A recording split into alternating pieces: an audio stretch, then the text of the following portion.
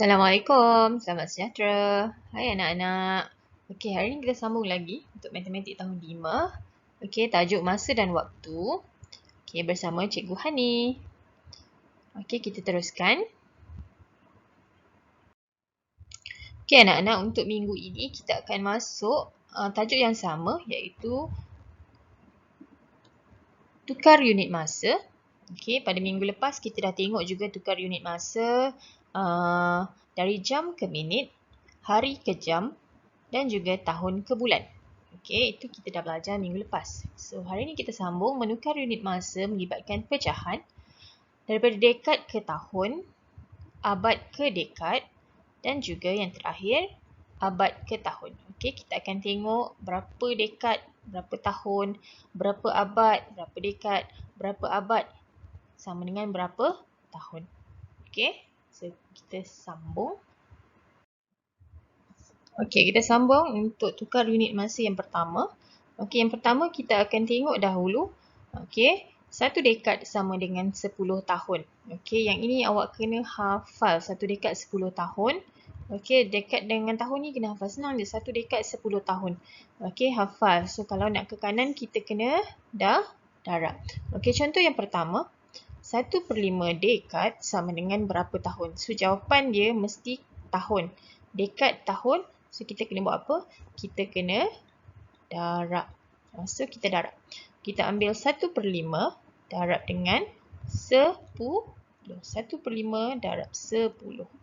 Okey, 10 ini ialah 10/1. So, 1 darab 10 ialah 10. 5 darab 1 ialah 5. 10 bahagi 5.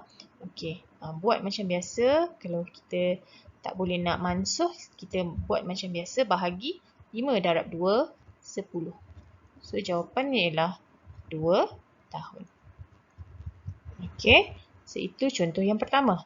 Kita tengok contoh yang seterusnya. Okey, contoh seterusnya. Okey, 1/2 dekad sama dengan berapa tahun? Sama juga dengan kaedah yang tadi, kita darab. Okey, so kita tukarkan. Tapi yang ini ialah nombor bercampur. So, kita kena buat apa? Kita jadikan dia pecahan tidak wajar. So, macam mana nak jadikan pecahan tidak wajar?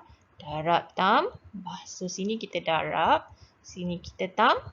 So, dia akan jadi 2 darab 1, 2 tambah 1, 3/2. Okey. Langkah yang sama, darab 10. Kenapa 10? Sebab satu dekad 10 tahun. So, kita 3 darab 10, 30 per 2. Per itu bermaksud bahagi. Okey, 30. So, kita bahagi macam biasa. 30 bahagi 2. 2 darab 1, 2. Okey, 2 bagi 1. Turunkan sifar 10. Dalam sifar 2 ada tak 10? Ada 5.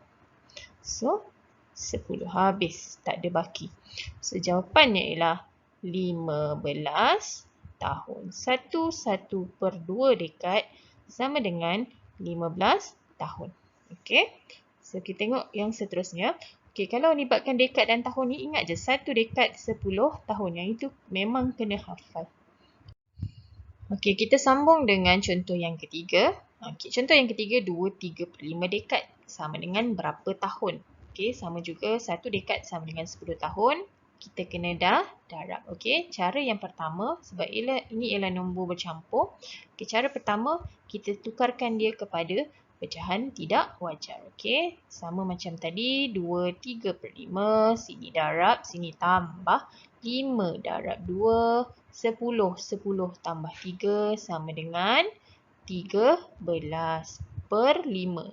Okey, darab 10. Okey.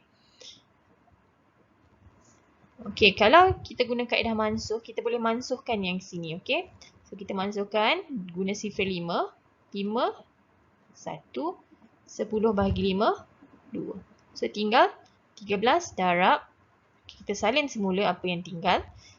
13/1 darab 2. Okey, per 1 tu kita boleh hilangkan dia jadi 13. So, 13 darab 2. So, darab saja. 13 darab 2. 6. 1 darab 2. 2. So, jawapan ialah 26 tahun. Okey, ini guna kaedah pemansuhan. Okey, sama je caranya. Okey, tengok seterusnya.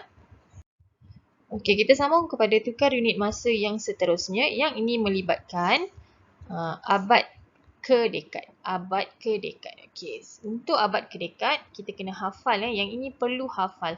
1 abad sama dengan 10 dekad. Tadi 1 dekad sama dengan 10 tahun. Ini 1 abad sama dengan 10 dekad. Okey, so, kita tengok contoh yang pertama. 3/5 abad. Cikgu kata tadi apa? Untuk tukaran unit 1 abad sama dengan 10 dekad, kita buat apa?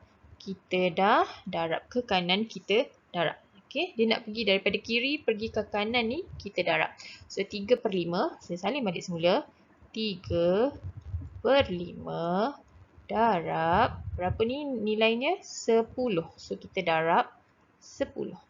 Okey, so darab macam biasa. Nak darab macam biasa pun boleh. Nak mansuh pun boleh. So, cikgu guna cara yang pertama iaitu darab macam biasa. 3 darab 10, 30 per 5. Per 5 bermaksud bahagi 5. So, 30 bahagi dengan 5 ialah 6. Okey, 5 darab 6 ialah 30. So, habislah selesai.